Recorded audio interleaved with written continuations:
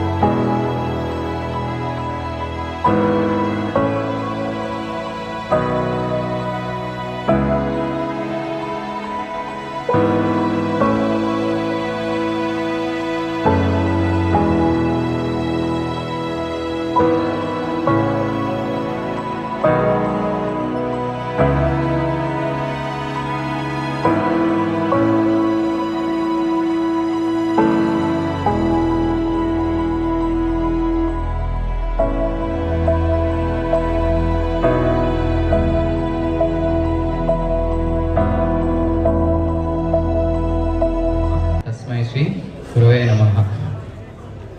ತುಂಬ ಕೋರ್ಸ್ ಇದ್ದಾವೆ ಗುರುಗಳಿಗೆ. ಕಲಿಬೇಕು ನೀವು ವಿದ್ಯಾರ್ಥಿಗಳಾದವರು. ಇಂಗ್ಲೀಷಲ್ಲಿ ಒಂದು ಫೇಮಸ್ ಕೋಟ್ ಇದೆ, if you value your time then time will value you. If you ruin your time then time will ruin your whole life. ಹಂಗಂದ್ರೆ ನೀವು ಸಮಯವನ್ನು ಗೌರವಿಸಿದ್ರೆ ಸಮಯ ನಿಮ್ಮನ್ನು ಗೌರವಿಸುತ್ತೆ ಅಂತ. ನೀವು ಸಮಯವನ್ನು ಹಾಳು ಮಾಡಿದರೆ ಸಮಯ ನಿಮ್ಮ ಇಡೀ ಜೀವನವನ್ನು ಹಾಳು ಮಾಡುತ್ತೆ. ಇಷ್ಟು ಮಾತನಾಡಲು ಅವಕಾಶ ಮಾಡಿಕೊಂಡ ನಿಮ್ಮೆಲ್ಲರಿಗೂ ಧನ್ಯವಾದಗಳು. ಇವಾಗ ಫೈನಾನ್ಷಿಯಲ್ ಪ್ರಾಬ್ಲಮ್ ಅನ್ನೋದು ಯಾವುದೂ ಇರೋದಿಲ್ಲ. ನೀವು ಓದಬೇಕು ಅನ್ನೋ ಮನಸ್ಥಿತಿ ಇದೆ ಅಂತಂದ್ರೆ ಏನೋ ಒಂದು ದಾರಿ ಬಂದೇ ಬರುತ್ತೆ. ಆ್ಯಂಡ್ ಅದಾದ್ಮೇಲೆ 10th ಆದ್ಮೇಲೆ ನೀವು ಒಳ್ಳೆ ಪರ್ಸೆಂಟೇಜ್ ತೊಗೊಂಡಿದ್ದೀರಾ, ಡಿಸ್ಟಿಂಕ್ಷನ್ ಅಲ್ಲಿ ಬಂದಿದ್ದೀರಾ ಅಂತಂದ್ರೆ ಒಳ್ಳೊಳ್ಳೆ ಆಪರ್ಚುನಿಟಿ ಇದೆ ಓದಿಸೋದಕ್ಕೆ. ವಿದ್ಯಾರ್ಥಿಗಳೇ ಹಾಗೂ ನನ್ನ ನೆಚ್ಚಿನ ಹಳೆಯ ವಿದ್ಯಾರ್ಥಿಗಳು ಅಂದರೆ ತಪ್ಪಾಗುತ್ತೆ, ಯಾಕಂದರೆ ಅವರು ಹೊಸಬ್ರೆ. ಈಗ 2016ನೇ ಬ್ಯಾಚು, ನೀವೀಗ 2026 ಅಲ್ವಾ?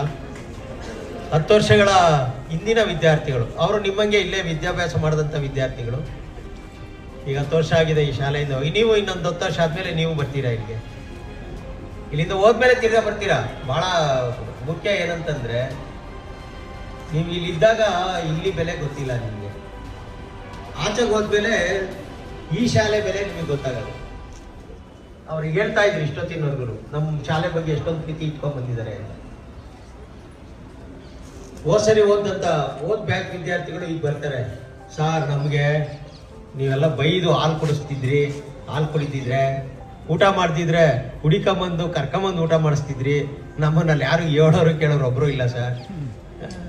ಎಲ್ಲೋ ಒಂದು ಕಡೆ ನಮ್ಗೆ ಇದೇ ಚೆನ್ನಾಗಿತ್ತು, ನಮ್ಮ ಶಾಲೆ, ನಮ್ಮೂರು, ನಮ್ಮ ಶಾಲೆ ನಮಗೆ ಚೆಂದ. ಅದು ಯಾಕೋ ನಮಗೆ ಕಾಲೇಜ್ ಅಂದರೆ ಏನೋ ಬರ್ತಾರೆ, ಪಾಠ ಮಾಡ್ತಾರೆ, ಲೆಕ್ಚರ್ಸ್ ಹೊಟ್ಟೋಗ್ಬಿಡ್ತಾರೆ, ನಾವು ಹೋಗ್ತೀವಿ, ಪಾಠ ಕೇಳ್ತೀವಿ, ಬರ್ತೀವಿ. ಇಲ್ಲಿ ನಮ್ಮನ್ನು ಕೇರ್ ಮಾಡಿದಷ್ಟು ಅಲ್ಲಿ ಯಾರು ನಮ್ಮನ್ನು ವಿಚಾರಿಸೋರು ಇಲ್ಲ ಅಂತೇಳಿ ಎಷ್ಟೋ ಜನ ವಿದ್ಯಾರ್ಥಿಗಳು ಹೇಳ್ತಿರ್ತಾರೆ. ಹಂಗೆ ನಿಮಗೆ ಈಗ ಇಲ್ಲಿ ವ್ಯಾಲ್ಯೂ ಗೊತ್ತಾಗಲ್ಲ, ಇಲ್ಲಿಂದ ಆಚೆ ಹೋದ್ಮೇಲೆ ಅದ್ರ ವ್ಯಾಲ್ಯೂ ಗೊತ್ತಾಗುತ್ತೆ. ಯಾವುದೇ ಅಷ್ಟೇ, ನಾವು ಕಳ್ಕೊಂಡ್ಮೇಲೆ ಅದ್ರ ವ್ಯಾಲ್ಯೂ ಗೊತ್ತಾಗೋದು. ಹಾಗಾಗಿ 10 ವರ್ಷಗಳ ಹಿಂದೆ ಇದ್ದಂಥ ವಿದ್ಯಾರ್ಥಿಗಳು ಇವತ್ತು MSK ಸರ್ ಇಲ್ಲೊಬ್ರು ಇದ್ದರು, ಅವ್ರೇನೋ ರಿಟೈರ್ಡ್ ಆಗಿದೆ ಅಂತ ಮನೆಗೆ ಕಳಿಸಿದ್ದಾರೆ. ಅವ್ರಿಗೊಂದು ಸನ್ಮಾನ ಮಾಡೋಣ ಅಥವಾ ಒಂದು ಗೌರವಿಸೋಣ ಅಂತ ಹೇಳಿ ಇವತ್ತು ಇಷ್ಟು ಜನ ವಿದ್ಯಾರ್ಥಿಗಳು ನೋಡಿ ಅಲ್ಲೂರ ಅವ್ರು ಏನೇನೋ ಕೆಲಸದಲ್ಲಿ ಇದ್ದಾರೆ. ಇವತ್ತು ಲೆಕ್ಚರರ್ಸ್ ಇದ್ದಾರೆ, ಟೀಚರ್ಸ್ ಇದ್ದಾರೆ, ಆಮೇಲೆ ಇಂಜಿನಿಯರ್ಸ್ಗಳಿದ್ದಾರೆ ಅಲ್ವಾ, ಬೇರೆ ಬೇರೆ ಕೆಲಸದಲ್ಲಿ ಇದ್ದಾರೆ, ಎಲ್ಲ ಅವರು ಅರ್ನಿಂಗ್ಸಲ್ಲಿ ಇದ್ದಾರೆ. ಅವ್ರ ಕೆಲಸ ಎಲ್ಲ ಬಿಟ್ಟು ಇವತ್ತು ಬಂದಿದ್ದಾರೆ. ಯಾಕೆ ಅಂದರೆ ಆ ಗುರು ಅಂತಕ್ಕಂಥ ಒಂದು ಸ್ಥಾನಕ್ಕೆ ಬೆಲೆ ಕೊಡಬೇಕು, ಜೊತೆಗೆ ಶಾಲೆಗೆ ಇಲ್ಲೇ ಮಾಡಬೇಕು ಅಂತ ಹೇಳಿ ಹರೀಶ್ ಅವ್ರು ಹೇಳ್ತಿದ್ರು. ಸರ್ ನಾವು ಬೇರೆ ಕಡೆ ಎಲ್ಲೋ ರೆಸಾರ್ಟಲ್ಲೋ ಅಥವಾ ಇನ್ನೊಂದೆಲ್ಲೋ ಒಂದು ಬೇರೆ ಕಡೆ ಒಂದು ಚೌಟ್ರಿಲೋ ಎಲ್ಲೋ ಮಾಡ್ಬೋದಿತ್ತು. ಆದರೆ ವಿದ್ಯಾರ್ಥಿಗಳು, ಈಗಿರೋಂಥ ವಿದ್ಯಾರ್ಥಿಗಳಿಗೆ ಒಂದು ಸಂಸ್ಕಾರವನ್ನು ಕಲಿಸ್ಬೇಕು. ನಾಳೆ ದಿನ ನಾವು ಇದೇ ರೀತಿ ನಮ್ಮ ಶಿಕ್ಷಕರಿಗೆ ಗೌರವಿಸ್ಬೇಕು ಅಂತಕ್ಕಂಥದ್ದು ಆ ಮಕ್ಕಳಿಗೆ ಯಾರು ಹೇಳ್ಕೊಡ್ಬೇಕು ಅಲ್ವಾ? ನಾವು ಮಾಡಿದ್ರೆ ಅವರು ಕಲ್ತ್ಕೊತಾರೆ. ಹಾಗಾಗಿ ನಾವು ಶಾಲೆಯಲ್ಲೇ ಮಾಡಬೇಕು ಅಂತ ಹೇಳಿ HM ಅವ್ರನ್ನ ಈಗಾಗಲೇ ಒಂದು ತಿಂಗಳಿಂದಲೂ, ನಾನು ರಿಟೈರ್ಡ್ ಆದಾಗಿಂದಲೂ ಕೇಳ್ತಾ ಇದ್ದಾರೆ. ಪಾಪ ಅವರು ನಿಮಗೆಲ್ಲ SSLC ಪ್ರಿಪ್ರೇಟರಿ ಎಕ್ಸಾಮ್ ಇದ್ದಿದ್ದರಿಂದ ಟೈಮ್ ಆಗಿಲ್ದಲೇ ಇರೋದಕ್ಕೆ ಇವತ್ತು ಒಂದೇ ಒಂದು ಅರ್ಧ ಗಂಟೆ ಟೈಮ್ ಕೊಡ್ತೀನಿ ಅಂತ ಹೇಳಿದ್ರೆ, ಇವತ್ತು ಭಾಳ ಟೈಮು ಮುಖ್ಯ. ಅಲ್ಲಿ ಮೀಟಿಂಗ್ ಇದೆ, ನಿಮಗೆ ಕ್ಲಾಸಸ್ ಇದೆ, ಬೇರೆ ಬೇರೆ ಕೆಲಸಗಳಿದೆ, ಒತ್ತಡಗಳ ಒಂದು ಟೈಮಲ್ಲಿ ನಮಗೆ HM ಅವರು ಅವಕಾಶ ಮಾಡಿಕೊಟ್ಟಿದ್ದಾರೆ. ಆ ವಿದ್ಯಾರ್ಥಿಗಳು ಇವತ್ತು ಒಬ್ಬ ಶಿಕ್ಷಕನನ್ನು ಗೌರವಿಸ್ತಾ ಇರ್ತಕ್ಕಂಥದ್ದು ಇದು ಎಲ್ಲರಿಗೂ ಒಂದು ಶೋಭೆ ತರುವಂಥದ್ದು. ಒಬ್ಬ ಶಿಕ್ಷಕನಿಗೆ ಅಷ್ಟೇ ಅಲ್ಲ, ಒಬ್ಬ ವಿದ್ಯಾರ್ಥಿಗೂ ಅದೊಂದು ಶೋಭೆ ಇದೆ, ಒಂದು ಶಾಲೆಗೆ ಒಂದು ಶೋಭೆ ಇದೆ, ಒಂದು ಸಮಾಜಕ್ಕೆ ಅಲ್ವಾ. ಇವತ್ತು ನೋಡಿ ನಮ್ಮ ಕ್ಯಾಸಂದ್ರದಲ್ಲಿ ದೊಡ್ಡ ದೊಡ್ಡ ಹುದ್ದೆನಲ್ಲಿ ಇರ್ತಕ್ಕಂಥ, ಇವತ್ತು ನೋಡಿ ನಮ್ಮ ನಾಗೇಶ್ ಈ ನಮ್ಮ ಒಂದು ಹಳೆ ವಿದ್ಯಾರ್ಥಿಗಳ ಸಂಘದ ಅಧ್ಯಕ್ಷ ಕೆಲಸ ಮಾಡ್ತಾ ಇದ್ದಾರೆ, ನಟರಾಜ್ ಇದ್ದಾರೆ, ಅನೇಕ ಹಿರಿಯರು ಬಂದಿದ್ದಾರೆ ಅಲ್ವಾ. ಇವರೆಲ್ಲ ಇಲ್ಲೇ ಓದಂಥ ವಿದ್ಯಾರ್ಥಿಗಳೇ. ಅವರೆಲ್ಲ ಇವತ್ತು ಶಾಲೆ ಬಗ್ಗೆ ಅಷ್ಟೊಂದು ನಿಮ್ಗೆ ಏನೋ ಮಾಡಬೇಕು, ವಿದ್ಯಾರ್ಥಿಗಳು ಅನುಕೂಲ ಮಾಡಬೇಕು ಅಂತ ನಮ್ಮ ಕ್ಯಾಸಂದ್ರ ಪ್ರೈಮರಿ ಸ್ಕೂಲ್ ಒಬ್ಬ ಮಿಡ್ಲ್ ಸ್ಕೂಲ್ ನೋಡಿ ಎಷ್ಟು ಚೆನ್ನಾಗಿ ಮಾಡಿದ್ರು. ಅದೆಲ್ಲ ಪೇಂಟ್ ಮಾಡಿ, ಟೈಲ್ಸ್ ಹಾಕ್ಸಿ, ಅದೆಲ್ಲ ರಿನೋವೇಷನ್ಸ್ ಮಾಡಿಸಿ ಅಲ್ವಾ. ಯಾಕೆ ಅಂದರೆ ವಿದ್ಯಾರ್ಥಿಗಳು ಚೆನ್ನಾಗಿ ಓದಬೇಕು, ಚೆನ್ನಾಗಿರ್ಬೇಕು ಅಂತ ಹೇಳಿ. ಅವ್ರು ಇಲ್ಲೇ ಓದೋರು, ಅವ್ರಿಗೂ ಅಷ್ಟು ಅನುಕೂಲ ಇರಲಿಲ್ಲ. ನಿಮಗೆ ಗೊತ್ತಿರ್ಬೋದು, ನೀವೆಲ್ಲ ಇಲ್ಲಿ ಬಿಲ್ಡಿಂಗ್ ಮುಂದೆ ನೆರಳಲ್ಲಿ ಕೂತಿದ್ದೀರಿ. ನಾಗೇಶ್ ಮತ್ತು ನಟರಾಜು ಆ ಬಿಲ್ಡಿಂಗ್ ಅಲ್ಲಿಂದ ಪ್ರೈಮರಿ ಉರ್ದು ಇದೆಯಲ್ಲ, ಅಲ್ಲಿ ಹೆಂಚು ಶೀಟು ಇರಲಿಲ್ಲ, ಇಷ್ಟೇಷ್ಟು ಜಾಗ ಇತ್ತು. ಆ ಜಾಗದಲ್ಲೇ ಅವರು SLC ಅನ್ನು ಓದಂಥ ವಿದ್ಯಾರ್ಥಿಗಳು ಇವತ್ತು ಇಂಜಿನಿಯರ್ ಆಗಿದ್ದಾರೆ ಅಲ್ವಾ, ಒಬ್ಬರು ಬಿಲ್ಡರ್ ಇದ್ದಾರೆ. ಹಾಗಾಗಿ ಅನೇಕ ಜನ ವಿದ್ಯಾರ್ಥಿಗಳು ಕಷ್ಟಪಟ್ಟು ಓದೋರು ತುಂಬ ಮುಂದೆ ಬಂದಿದ್ದಾರೆ. ನಿಮಗೆ ಜಾಸ್ತಿ ಸುಖ ಜಾಸ್ತಿ ಇದೆ ಅನ್ಸುತ್ತೆ. ಈಗಿನ ವಿದ್ಯಾರ್ಥಿಗಳಿಗೆ ಅನುಕೂಲಗಳು ಜಾಸ್ತಿ ಆಗಿ ಅದ್ರ ಬೆಲೆಗಳೇ ಗೊತ್ತಾಗ್ತಾ ಇಲ್ಲ ಅನ್ಸುತ್ತೆ. ಹಂಗೆ ಮಾಡ್ಕೋಬೇಡಿ. ನೀವು ಆಗಲೇ ಹೇಳಿದ್ರು, ನಮ್ಮ ಹರೀಶ್ ಹೇಳ್ತಾ ಇದ್ರು, ನಿಮ್ಮ ಸ್ವಂತಕ್ಕೆಯಿಂದ ಯೋಚನೆ ಮಾಡಿ ನಾವೇನಾಗಬೇಕು ಅಂತಕ್ಕಂಥದ್ದನ್ನ. HMಗೆ ದೊಡ್ಡ ಆಸೆ ಏನು ಗೊತ್ತಾ, ನನಗೆ ಸನ್ಮಾನ ಮಾಡೋದು, ವಿದ್ಯಾರ್ಥಿಗಳು ಮಾಡ್ತಾರೋ ಅನ್ನೋದು ಎರಡೂ ಮುಖ್ಯ ಅಲ್ಲ. ಅವ್ರಿಗೆ ಇದ್ದಿದ್ದೇನು ಗೊತ್ತಾ, ನಮ್ಮ ವಿದ್ಯಾರ್ಥಿಗಳಿಗೆ, ಈಗಿರ್ತಕ್ಕಂಥ ವಿದ್ಯಾರ್ಥಿಗಳಿಗೆ ಒಂದು ಮೋಟಿವೇಶನ್ ಆಗಬೇಕು, ಅದ್ರ ಬಗ್ಗೆ ಅವ್ರಿಗೆ ತಿಳ್ಕೊಳ್ಳಿ ಅನ್ನೋದಕ್ಕೋಸ್ಕರ HM ರವರು ನಿಮ್ಮ ವಿದ್ಯಾರ್ಥಿಗಳ ಕಳಕಳಿಯಿಂದ ಅವರು ಈ ಒಂದು ಕಾರ್ಯಕ್ರಮವನ್ನು ಮಾಡಲಿಕ್ಕೆ ಅವಕಾಶ ಮಾಡಿಕೊಟ್ಟಿದ್ದಾರೆ. ವಿದ್ಯಾರ್ಥಿಗಳು ನೀವು ತಿಳ್ಕೊಬೇಕಾಗಿರೋದು ಇಷ್ಟೇ.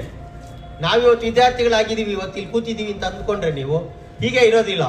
ಇನ್ನೊಂದು 4-5 ವರ್ಷಕ್ಕೆ ನೀವೆಲ್ಲ ದೊಡ್ಡ ವ್ಯಕ್ತಿಗಳಾಗಿರ್ತೀರಿ, ಒಳ್ಳೆ ಕೆಲಸಕ್ಕೆ ಸೇರ್ಕೊಂತೀರಿ, ಚೆನ್ನಾಗಿ ಓದಿದ್ರೆ. ಗೊತ್ತಾಯ್ತಲ್ಲ. ಅವತ್ತು DD ಅವ್ರು ಹೇಳ್ತಿದ್ರು ಗೊತ್ತಾ ನಿಮಗೆ, ಒಂದು ಮಾತು ಹೇಳಿದ್ರು ಅವತ್ತು. ಡೆಪ್ಯೂಟಿ ಡೈರೆಕ್ಟರ್ ಇಲ್ಲಿ ಬಂದಿದ್ದಾಗ ನನ್ನ ಒಂದು ಫಂಕ್ಷನ್ಗೆ ಏನು ಹೇಳಿದ್ರು ಗೊತ್ತಾ, ನೀವು ಇನ್ನು 5 ವರ್ಷ ಓದ್ದಲೇ ಇದ್ರೆ, SSLCನ ಒಂದೇ ಸರಿ ಪಾಸ್ ಮಾಡ್ಕೊಂಡಲೇ ಇದ್ರೆ, ಹರಿಹರ ಬ್ರಹ್ಮ ಬಂದರೂ ನಿಮ್ಮನ್ನು ಕಾಪಾಡೋಕ್ಕಾಗೋದಿಲ್ಲ ಅಂತ. ಅದು ಒಳ್ಳೆ ಮಾತು ಹೇಳಿದ್ರು ಅವತ್ತು. ಯಾರು ಬಂದರೂ ನಿಮ್ಮನ್ನು ಕಾಪಾಡೋಕ್ಕೆ ಸಾಧ್ಯನೇ ಇಲ್ಲ. ನೀವು ಒಂದೇ ಸರಿ SSLCನ ಫಸ್ಟ್ ಕ್ಲಾಸಲ್ಲಿ ಪಾಸ್ ಮಾಡಬೇಕು, ಜೊತೆಗೆ 5 ವರ್ಷ ಮುಂದಕ್ಕೆ SSLC ಆದಮೇಲೆ ಯಾರು ಕಷ್ಟಪಟ್ಟು ಅಥವಾ ಇಷ್ಟಪಟ್ಟು ಒಂದು ಒಳ್ಳೆ ಕೋರ್ಸ್ ಮಾಡ್ಕೊತೀರಿ ನೋಡಿ, ಈ ವಿದ್ಯಾರ್ಥಿಗಳಿಗೆ ನೀವು ನೆನೆಸ್ಕೊಂಡು ಈ ಶಾಲೆಗೆ ಬಂದು ಏನೋ ಮಾಡಬೇಕು ಅಂತ ಹೇಳಿ ಒಂದು ಆಸೆಯಿಂದ ಬರ್ತೀರಿ. ನೀವು ಓದಲಿಲ್ಲ, ನೀವೇನೋ ಆಗಲಿಲ್ಲ ಅಂದರೆ ಈ ಶಾಲೆಗೂ ಬರೋದಿಲ್ಲ, ನಿಮ್ಮ ಫ್ಯೂಚರು ಇರೋದಿಲ್ಲ. ನಿಮಗೆ ಎಲ್ಲೋ ಒಂದು ಕಡೆ ಎಲ್ಲ ಕಳೆದೋಗ್ಬಿಡ್ತೀರ ಸೊಸೈಟಿನಲ್ಲಿ. ಹಾಗಾಗೋದು ಬೇಡ ವಿದ್ಯಾರ್ಥಿಗಳೇ. ಬಹಳ ಇಲ್ಲಿರ್ತಕ್ಕಂಥ ಟೀಚರ್ಸು ಆಗಲೂ ರಾತ್ರಿ ನಿಮಗೋಸ್ಕರ ಎಷ್ಟು ಕಷ್ಟಪಡ್ತಾ ಇದ್ದಾರೆ ಅಂತ ನಿಮ್ಗೆ ಅರ್ಥ ಆಗ್ತಲೇ ಇಲ್ಲ. ಅದು ಎಲ್ಲ ಟೀಚರ್ಸು ನಿಮಗೋಸ್ಕರ ಶ್ರಮ ಪಡ್ತಲೇ ಇರ್ತಾರೆ. ನೀವು ಮಾತ್ರ ನಾವು ಏನೋ ಒಂದು ನಮಗೇನೋ ಅವರು ನಮಗೋಸ್ಕರ ಇವ್ರು ಏನೋ ಮಾಡ್ತಾವ್ರೆ, ಅವ್ರಿಗೇನೋ ಲಾಭ ಇದೆ ಇದರಿಂದ ಅಂತ ಹೇಳಿ ನೀವು ಅಂದ್ಕೊತಿದ್ದೀರ. ಹಂಗೆ ಅಂದ್ಕೋಬೇಡಿ. ನಿಮಗೋಸ್ಕರ ನೀವು ಯೋಚನೆ ಮಾಡಿ, ಯಾರಿಗೋಸ್ಕರ ಯೋಚನೆ ಮಾಡಬೇಡಿ. ಇವತ್ತು ನನ್ನ ಎಲ್ಲ ವಿದ್ಯಾರ್ಥಿಗಳು 16ನೇ ಬ್ಯಾಚಿನ ವಿದ್ಯಾರ್ಥಿಗಳು ಇವತ್ತು ನನ್ನನ್ನು ಇಲ್ಲಿ ಗುರುತಿಸಿ ಗೌರವಿಸಿ ಅವರೆಲ್ಲರಿಗೂ ನಾನು ಕೃತಜ್ಞತೆಯಿಂದ ಅವರಿಗೆ ಧನ್ಯವಾದಗಳನ್ನ ಹೇಳಲಿಕ್ಕೆ ಇಷ್ಟಪಡ್ತೀನಿ. ವಿದ್ಯಾರ್ಥಿಗಳೇ, ನೀವು ಅಷ್ಟೇ ಮುಂದೆ ನಿಮ್ಮ ಗುರುಗಳಿಗೆ, ತಂದೆ ತಾಯಿಗಳಿಗೆ ಒಂದು ಗೌರವವನ್ನು ಕೊಡಿ. ನೀವು ದೊಡ್ಡ ವ್ಯಕ್ತಿಗಳಾಗಿ ಸೊಸೈಟಿನಲ್ಲಿ ಬೆಳೀರಿ. ಎಲ್ಲರೂ ಚೆನ್ನಾಗಿದ್ದರೆ ಇನ್ನೊಬ್ಬರನ್ನ ನೀವು ಚೆನ್ನಾಗಿ ನೋಡ್ಕೊಳ್ಳೋದಕ್ಕೆ ಸಾಧ್ಯ. ಹಾಗಾಗಿ ನೀವೆಲ್ಲ ಚೆನ್ನಾಗಿರಬೇಕು. ಮುಂದೆ ನೀವೆಲ್ಲರಿಗೂ ಒಳ್ಳೆಯದಾಗಲಿ. ನನ್ನನ್ನು ಇವತ್ತು ಕರೆಸಿ ಒಂದು ಹಾರೈಸಿದಂಥ ಎಲ್ಲ ನನ್ನ ವಿದ್ಯಾರ್ಥಿ ಮಿತ್ರರಿಗೆ ನಾನು ಧನ್ಯವಾದಗಳನ್ನ ಹೇಳ್ತೀನಿ. ಎಲ್ರಿಗೂ ನಮಸ್ಕಾರ. ನಾವು ಇದೇ ಸ್ಕೂಲಲ್ಲಿ ಸೆಕೆಂಡ್ ಬ್ಯಾಚ್, 2ನೇ ಬ್ಯಾಚ್ ಇದೇ ಸ್ಕೂಲಲ್ಲಿ ನಾವು ಓದೋ ಹುಡುಗರು. ನನ್ನ ಪರ್ಸ್ನಲ್ ಎಕ್ಸ್ಪೀರಿಯನ್ಸ್ನ ಶೇರ್ ಮಾಡ್ಕೊತೀನಿ. ಸೊ ದಟ್ಸ್ ಅ ಬೆಟರ್ ಅಂತ ಅಂದ್ಕೊತೀನಿ. ಆಯಿತಾ? ನೀವು ನಮ್ಮ MSK ಸರ್ ಹೇಳ್ದಂಗೆ ನಿಮಗೆ ಇರುವಷ್ಟು ಅನುಕೂಲ ನಮಗಿರಲಿಲ್ಲ. ಎಲ್ಲ ಹಂಚಿತ್ತು, ಹಂಚಿನ ಒಂದು ರೂಮ್ಗಳಿತ್ತು, ಎಲ್ಲ ನೆಲದಲ್ಲಿ ಕೂತ್ಕೊತಾ ಇತ್ತು. ಇವತ್ತು ನೀವು ಡೆಸ್ಕ್ ಮೇಲೆ ಕೂತ್ಕೊತಾ ಇದ್ದೀರಾ ಅಲ್ವಾ? ಬಿಸಿ ಊಟ ಇತ್ತು, ಇವತ್ತು ಬಿಸಿ ಊಟ ಇದೆ, ಅದಕ್ಕೆ ಬಿಸಿ ಊಟ ಇರಲಿಲ್ಲ. ನಮ್ಗೆ ಏಟ್ಗಳಿತ್ತು, ಚೆನ್ನಾಗಿ ಕೊಡೋರು, ಒದೆಗಳು ಕೊಡೋರು ಸರ್ಗಳು. ಓದಬೇಕು ಅಂತ ಹೇಳಿದ್ರೆ ಓದಬೇಕು, ಇಲ್ಲಾಂದ್ರೆ ಇಲ್ಲ. ಹಾಗೆ ನಮಗೆ ಎಜುಕೇಷನ್ ಹೇಗೆ ಅಂತ ಹೇಳಿದ್ರೆ SLC ಟೈಮಲ್ಲಿ ಎಷ್ಟು ಟರ್ನಿಂಗ್ ಪಾಯಿಂಟ್ ಅಂದರೆ ನಿಮಗೆ ತುಂಬ ಇಂಪಾರ್ಟೆಂಟು, ತುಂಬ ಗಮನ ಇಟ್ಕೊಳ್ಳಿ. ಇದೊಂದು ಟರ್ನಿಂಗ್ ಪಾಯಿಂಟ್ನ ನೀವು ಮಿಸ್ ಮಾಡಿಕೊಂಡ್ರೆ ಎಂಟರ್ ಲೈಫ್ ಲಾಂಗು ಸಫರ್ ಪಡ್ತೀರಾ. ಯಾಕೆ ಅಂತ ಹೇಳಿದ್ರೆ SLCಲಿ ಒಂದು ಸ್ಕೋರ್ ಮಾಡಲಿಲ್ಲ ಅಂತ ಹೇಳಿದ್ರೆ ಹೆಣ್ಮಕ್ಳಿಗೆ ಕರ್ಕೊಂಡೋಗ್ಬಿಟ್ಟು ಮದುವೆ ಮಾಡಿಬಿಡೋರು, ಗಂಡು ಮಕ್ಳು ಕರ್ಕೊಂಡೋಗಿ ಗಾರೆ ಕೆಲಸ ಇಲ್ಲ ಬೇರೆ ಕೆಲಸಕ್ಕೆ ಹೋಗ್ಬೇಕಾಗಿತ್ತು. ಇಷ್ಟಿತ್ತು ಆಪ್ಷನ್ಸ್. ಪಾಸ್ ಆದರೆ ಜೀವನ, ಪಾಸ್ ಆಗಲಿಲ್ಲ ಅಂತ ಹೇಳಿದ್ರೆ ಸಂಸಾರ ಅನ್ನೋಂಗೆ ಆಗೋಗಿತ್ತು. ಆ ಲೈಫ್ ಬೇಕಾ ಬೇಡವಾ ಅನ್ನೋದು ಡಿಸೈಡ್ ಮಾಡ್ಕೋಬೇಕು ಈ ಟೈಮಲ್ಲಿ. ನೀವು ನೆಕ್ಸ್ಟ್ ಲೈಫ್ SLCಲಿ ಒಂದು ಸ್ಕೋರ್ ಅಂತ ಬರೋದು. ಈಗ ತುಂಬ ಕಾಂಪಿಟೇಷನ್ ಇದೆ, ತುಂಬ ಸ್ಕೋರ್ ಮಾಡಬೇಕು, ಒಂದು 90% ಮಾಡಬೇಕು, ತುಂಬ ಕಾಂಪಿಟೇಟಿವ್. ಈಗ ಬಂದೇ ಕಾಂಪಿಟೇಟಿವ್. ನೀವು ಸ್ಕೋರ್ ಚೆನ್ನಾಗಿ ಮಾಡಬೇಕು, ಕಾಮರ್ಸ್ ತೊಗೊಬೋದು ಅಥವಾ ಸೈನ್ಸ್ ತೊಗೊಬೋದು ಅನ್ನೋದಿದೆ. ನಮ್ಮ ಹಳೆ ವಿದ್ಯಾರ್ಥಿ ಹುಡುಗ ಹೇಳ್ದ ಪಾಪ, ನಮ್ಮ ಸ್ನೇಹಿತ ಸ್ಕೋರ್ ಚೆನ್ನಾಗಿ ಮಾಡಿದ್ರೆ ಯಾರೋ ಮಕ್ಕಳು ನಾವು ಆರ್ಟ್ಸಿಗೆ ಸೇರ್ಕೊತೀವಿ ಅಂದರೆ ಎಲ್ಲರೂ ಗುಂಪಲ್ಲಿ ಹೋಗಿ ಆರ್ಟ್ಸಿಗೆ ಸೇರ್ಕೊಳೋದು, ಸೈನ್ಸಿಗೆ ಸೇರ್ಕೊಂಡು ಆಗಲ್ಲ. ನಿಮ್ಮ ಒಂದು ಓನ್ ಗೋಲ್ ಏನಿದೆ, ಒಂದು ರೋಲ್ ಮಾಡಲ್ ಅಂತ ಇಟ್ಕೊಬೇಕು. ಹೇಗೆ ಒಂದು ಅಬ್ದುಲ್ ಕಲಾಂ, ವಿವೇಕಾನಂದ ಹೀಗಿದ್ದಾರೆ, ಒಂದು ರೋಲ್ ಮಾಡಲ್ ಇಟ್ಕೊಬೇಕು. ಅವ್ರ ಥರ ನಾವು ಆಗಬೇಕು. ವಿಶ್ವೇಶ್ವರಯ್ಯ ಹೇಗೆ ಬೆಳೆದ್ರು ಅದೊಂದು ರೋಲ್ ಮಾಡಲ್ ಇಟ್ಕೊಂಡು ನಾವು ಈಗ ಬೆಳಿಬೇಕು, ಈಗ ಒಂದು ಅಚೀವ್ ಮಾಡಬೇಕು ಅಂತ ಬರಬೇಕು. ನಾವು ಇದೇ ಸ್ಕೂಲಲ್ಲಿ ಕನ್ನಡ ಮೀಡಿಯಮಲ್ಲಿ ಓದಿದ್ದು, ಇಂಗ್ಲೀಷ್ ಮೀಡಿಯಮ್ ಅಲ್ಲ ನಾವು ಓದಿದ್ದು. ನಿಮಗೆ ಇಂಗ್ಲೀಷ್ ಮೀಡಿಯಮ್ ಆಪ್ಷನ್ಸ್ ಎಲ್ಲ ಚೆನ್ನಾಗಿದೆ. ನಿಮಗೆ ಕನ್ನಡ ಮೀಡಿಯಮ್ ಹೊರಗಡೆ ಹೋದಾಗ ನಮಗೆ 60% 70% ತೊಗೊಂಡ್ರೆ ಸೀಟೇ ಸಿಗ್ತಿರಲಿಲ್ಲ. ಏನೋ PUCಗೆ ನಾವು ಒಂದು ಸೀಟ್ ತೊಗೊಬೇಕು ಅಂದರೆ ತುಂಬ ಸಫರ್ ಪಟ್ಟಿದ್ದೀವಿ. ಯಾವ ಸ್ಕೂಲಲ್ಲೂ ಯಾವ ಕಾಲೇಜಲ್ಲೂ ಕೂಡ ನಮಗೆ ಸೀಟ್ ಕೊಡ್ತಿರಲಿಲ್ಲ. ಯಾಕಂದರೆ ಕಡಿಮೆ ಸ್ಕೋರ್ ಮಾಡಿದ್ದೀವಿ ಅಂದ್ಬಿಟ್ಟು. ಆಯಿತಾ? ಈಗ ಮಕ್ಕಳು ಆಲ್ಮೋಸ್ಟ್ 70-80% ಮಾಡಲೇಬೇಕು ಅನ್ನೋ ಒಂದು ಪರಿಸ್ಥಿತಿ ಬಂದಿದೆ. ನೀವು ಮಾಡಲೇಬೇಕು, ಇನ್ನೇನು ಮಾಡೋದಕ್ಕಲ್ಲ. ಓದೋ ಟೈಮಲ್ಲಿ ಓದಬೇಕು, ಆಡೋ ಟೈಮಲ್ಲಿ ಆಡಬೇಕು. ಮೊದಲಿಗೆ ಈ ನಮ್ಮ ಸರ್ಗೆ ಬೀಳ್ಕೊಡುಗೆಗೆ ನಮ್ಮ ಸುಭಾಷ್ ಅವ್ರ ಆರೋಗ್ಯ ಐಶ್ವರ್ಯ ಎಲ್ಲ ಚೆನ್ನಾಗಿರಲಿ ಅಂತ ಅಂದ್ಬಿಟ್ಟು ಅವ್ರ ಮೊದಲು ಶುಭಾರೈಸಿ ನನ್ನ 2 ಮಾತುಗಳನ್ನು ಹೇಳೋಕ್ಕೆ ಇಷ್ಟಪಡ್ತೀನಿ. ಸರ್, ಧನ್ಯವಾದ.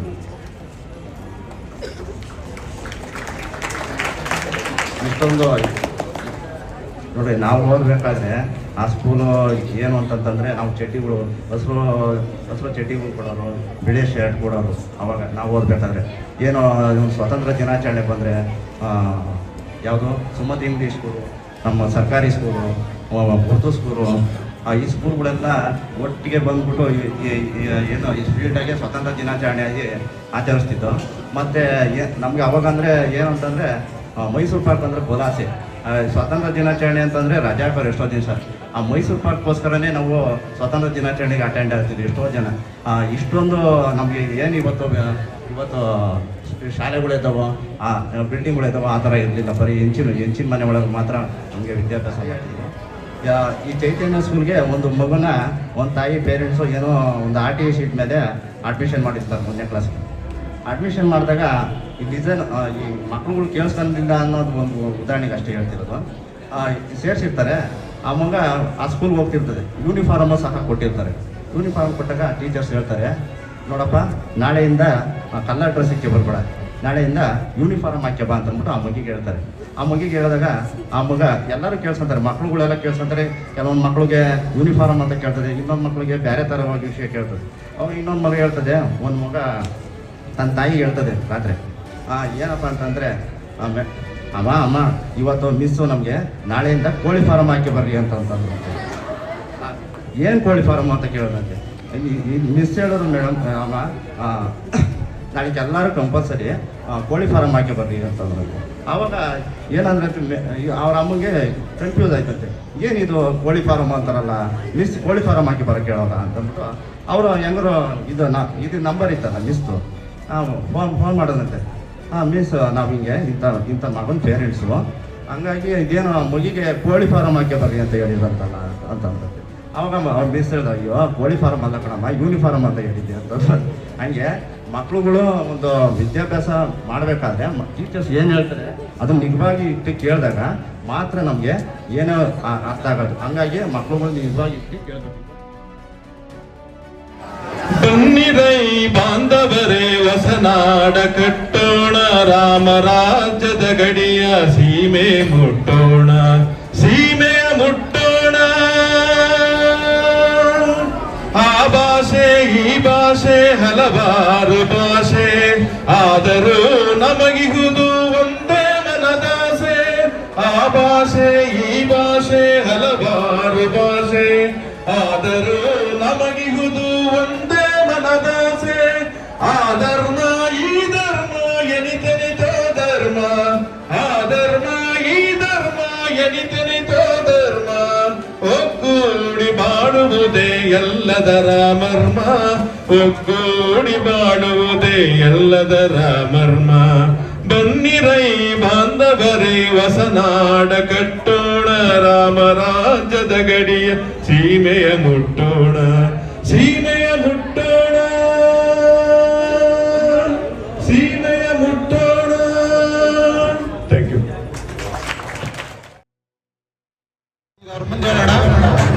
ಯಾರೇ ಬಂದರು ಎದುರ್ಯಾರೇ ನಿಂತರು, ಪ್ರೀತಿ ಮಂಚುವ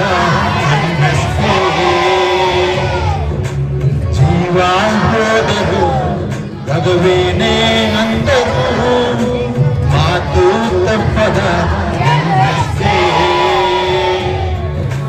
ಕೂಗಿ ಕೂಗಿ ಹೇಳುತ್ತೈತೆ ಹಿಂದೂ ಸಮಾನ, ಸ್ವಾಭಿಮಾನ ನಮ್ಮ ಪ್ರಾಣ ಎಂಬ ಪ್ರಯಾಣ. ಇವರೇ ನೋಡಿ ಎಂಎಸ್ಕೆ, ಇವರೇ ನೋಡಿ ಎಂಎಸ್ಕೆ. ಯಾರೇ ಬಂದರು ಎದುರ್ಯಾರೇ ನಿಂತರು, ಪ್ರೀತಿ ಹಂಚುವ ಎಂಎಸ್ಕೆ.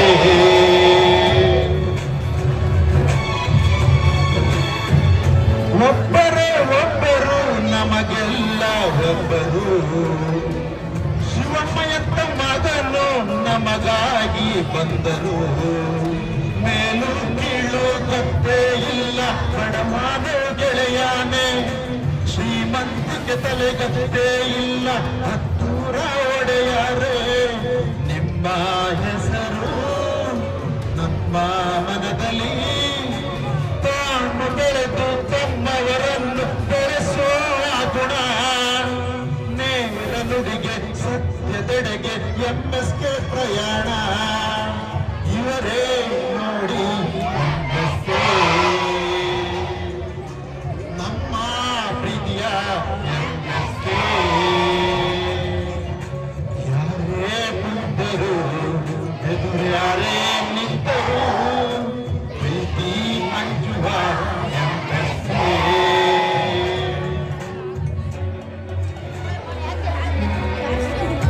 ಬಿರುಗಾಳಿ ಎದುರು ನಗುವಂತ ದೀಪ, ಯಾವುದೇ ಕೇಳು ತಾಕದು ನಿಮಗೆ ಕಾಯುವುದು ಅಭಿಮಾನ.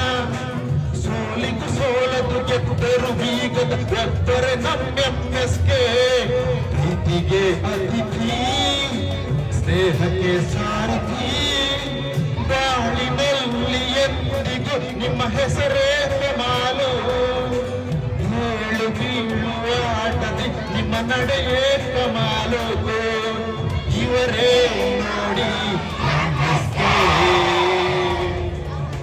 ನಮ್ಮ ಪ್ರೀತಿಯ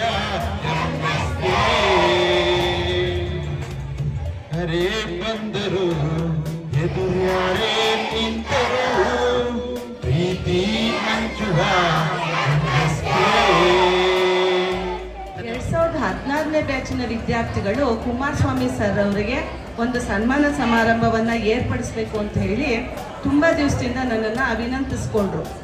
ನಾನು ನಿಮಗೆಲ್ಲ ಸ್ವಲ್ಪ ಪ್ರಿಪ್ರೇಟರಿ ಎಕ್ಸಾಮ್ನಲ್ಲಿ ಬ್ಯುಸಿ. ಯಾಕಂದ್ರೆ ಮಕ್ಕಳು ಇದೇ ಶಾಲೆಯಲ್ಲಿ ಓದ್ತಾ ಇದ್ದೀರಾ, ಇದೇ ಶಾಲೆಯಲ್ಲಿ ಎಂಜಿನ್ ರೂಮ್ನಲ್ಲಿ ಓದಂಥವ್ರು, ಕಂಪ್ಯೂಟರ್ ಸೌಲಭ್ಯ ಇಲ್ಲದಂಥವ್ರು, ಇಂಗ್ಲಿಷ್ ಮೀಡಿಯಂ ಇಲ್ಲದೆ ಇರುವಂಥವ್ರು ಇವತ್ತು ಈ ವೇದಿಕೆಯನ್ನ ಅಲಂಕರಿಸಿದ್ದಾರೆ. ಇಲ್ಲಿರೋ ಗುರುಗಳು ಪಾಠ ಮಾಡಿರೋದ್ರಲ್ಲಿ ಒಬ್ರು ಸಾಕ್ಷಿ ನಮ್ಮ ಕುಮಾರಸ್ವಾಮಿ ಸರ್ ಇದ್ದಾರೆ. ಇನ್ನ ಈ 2016 ಬ್ಯಾಚ್ ಸ್ಟೂಡೆಂಟ್ಗೆ ಸುಧಾ ಮೇಡಮ್, CC ಮೇಡಮ್ ಇದ್ದಾರೆ.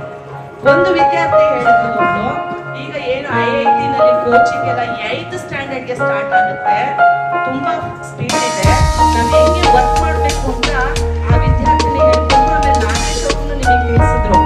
ಹಾಗೆ ನಿಮ್ಮದೇ ಗುಂಪಿನ ಮಕ್ಕಳು ಇಂದು ಬೆಳೆದು ಒಳ್ಳೆ ಸಿಟಿಸನ್ಸ್ ಆಗಿದ್ದಾರೆ. ನೀವು ಸಹ ಅತ್ಯುತ್ತಮ ಪ್ರಜೆಗಳಾಗಲಿ ಅನ್ನೋ ಒಂದು ಆಶಯದಿಂದ ಈ ಒಂದು ದಿನವನ್ನ ಕಾರ್ಯಕ್ರಮವನ್ನ ನಾನು ಹಮ್ಮಿಕೊಂಡಿದ್ದು, ಈ ಒಂದು ಕಾರ್ಯಕ್ರಮಕ್ಕೆ ನಮ್ಮ ಪಕ್ಕದ ಶಾಲೆಯ ಮುಖ್ಯ ಶಿಕ್ಷಕರಾದ ಪೋಮ್ಲಾ ಮೇಡಮ್ ರವರು ಆಗಮಿಸಿದ್ದಾರೆ. ಅವರಿಗೆ ಕಾರ್ಯಕ್ರಮಕ್ಕೆ ಸ್ವಾಗತವನ್ನು ಹೇಳ್ತೀವಿ. ಕೃತಯುಗದಲ್ಲಿ ಶ್ರೀ ಗುರು ಶಿಷ್ಯರಿಗೆ ಆಗಲಿ ಮಹಾ, ತ್ರೇತಾಯುಗದಲ್ಲಿ ಶ್ರೀ ಗುರು ಶಿಷ್ಯರಿಗೆ ಜಂಗಿಸಿ ಬುದ್ಧಿಯ ಕಲಿಸಿದೊಡೆ ಆಗಲಿ. ಈಗ ಕಲಿಯುಗದಲ್ಲಿ ಶ್ರೀ ಗುರು ಶಿಷ್ಯರಿಗೆ ನಾನು ವಂದಿಸಿ ಕೇಳ್ಕೊತಿದ್ದೀವಿ, ಒಳ್ಳೆ ಬುದ್ಧಿಯನ್ನ ಕಲೀರಿ. ನಾವೆಲ್ಲ ವಂದಿಸಿ ವಿನಯದಿಂದ ಹೇಳ್ತಾ ಇದ್ದೀವಿ, ಉತ್ತಮ ಫಲಿತಾಂಶವನ್ನ ತಂದುಕೊಟ್ಟು ಸತ್ಪ್ರಜೆಗಳಾಗಿ ಅಂತ ಹೇಳಿ. ಕುಮಾರಸ್ವಾಮಿ ಸರ್ ಅವರು ಸಹ ಇಲ್ಲಿ ಒಂದು ಒಳ್ಳೆ ಗುರ್ತನ್ನ ಬಿಟ್ಟಿದ್ದಾರೆ. ಸರ್ ಸುದೀರ್ಘ ಕಾಲದ ಸೇವೆಯನ್ನ ಸಲ್ಲಿಸಿದ್ದಾರೆ.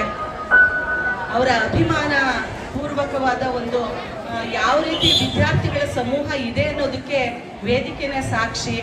ಅವರಿಗೆ ಯಾವುದೋ ಒಂದು ದೊಡ್ಡ ವೇದಿಕೆ ಅಗತ್ಯ ಇಲ್ಲ, ಈ ಶಾಲೆನೇ ಬೇಕು. ನಾನು ಕೇಳಿದೆ, ಒಂದ್ಸಲ ಹೇಳಿದೆ, ಮೇಡಮ್ ಒಂದು ಸನ್ಮಾನ ಕಾರ್ಯಕ್ರಮ ಇಲ್ಲೇ ಆಗಲಿ ಸರ್, ಇಲ್ಲಿ ತುಂಬ ಇಕ್ಕಟ್ಟಾಗುತ್ತಲ್ಲ, ಎಲ್ಲರೂ ನಿಮಗೆಲ್ಲ ತುಂಬ ದೊಡ್ಡ ದೊಡ್ಡ ಆಫೀಸರ್ಸ್ ಎಲ್ಲ PU DD ಎಲ್ಲ ಬಂದರು, ಅಂಥವ್ರನ್ನೆಲ್ಲ ಇಲ್ಲಿ ಸಂಭಾಳ್ಸೋಕ್ಕಾಗಲ್ವಲ್ಲ ಸರ್ ಅಂದರೆ, ಮೇಡಮ್ ನಾನು ವರ್ಕ್ ಮಾಡಿರೋದು ಈ ಶಾಲೆ, ನನ್ಗೆ ಇಲ್ಲೇ ಆಗಬೇಕು. ನೋಡಿ, ಇಕ್ಕಟ್ಟಲ್ಲೂ ಬಿಕ್ಕಟ್ಟು ಬಿಟ್ಕೊಡ್ಲಿಲ್ಲ ಅವರು. ನಾವೊಂದು ಗಾದೆ ಮಾತು ಹೇಳ್ತೀವಿ, ಏನು, ಮನೆ ಚಿಕ್ಕದಾದ್ರೂ ಮನಸ್ಸು ದೊಡ್ಡದಿರ್ಬೇಕು.